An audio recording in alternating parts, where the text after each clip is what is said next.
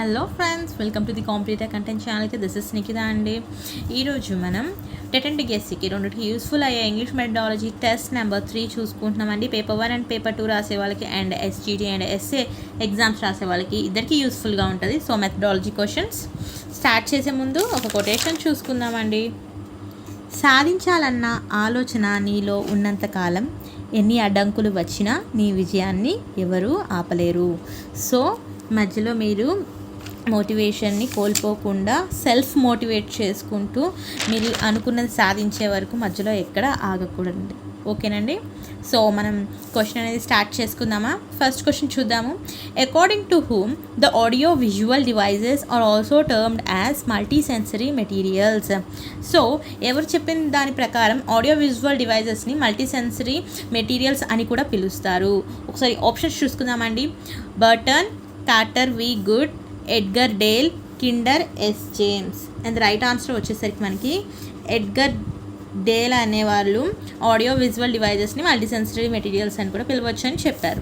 Next question, which of the following is not a non verbal communication.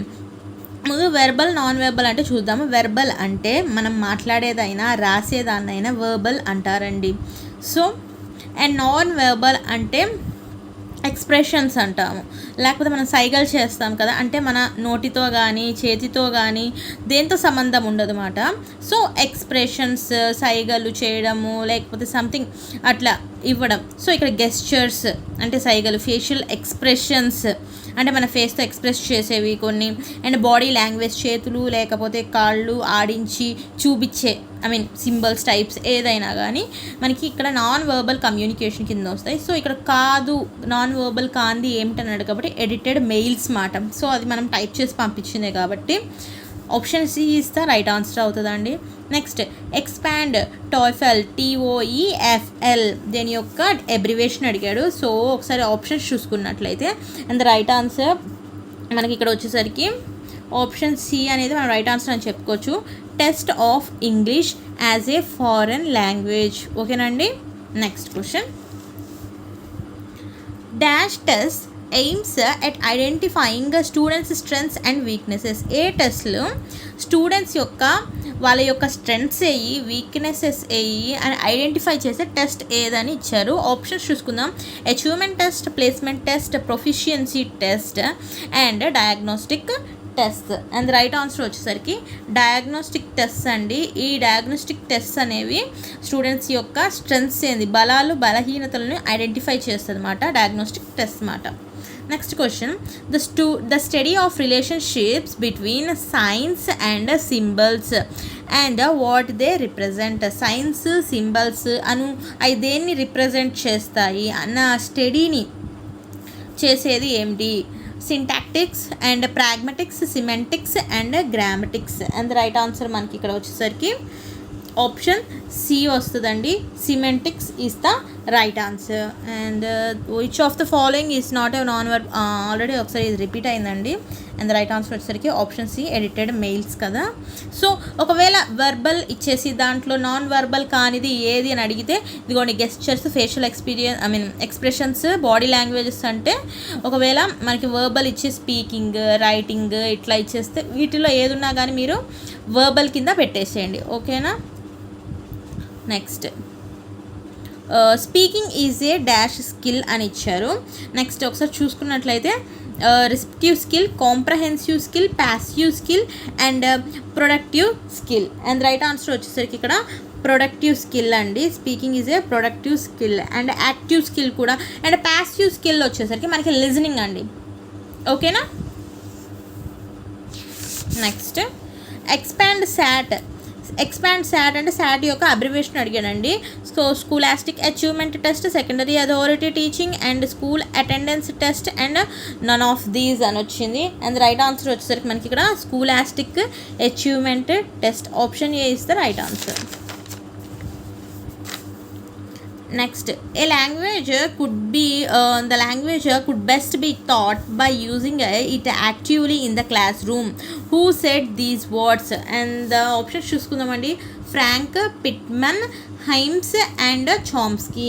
The right answer వచ్చేసరికి మనకి ఇక్కడ option A Frank is the right answer అండి.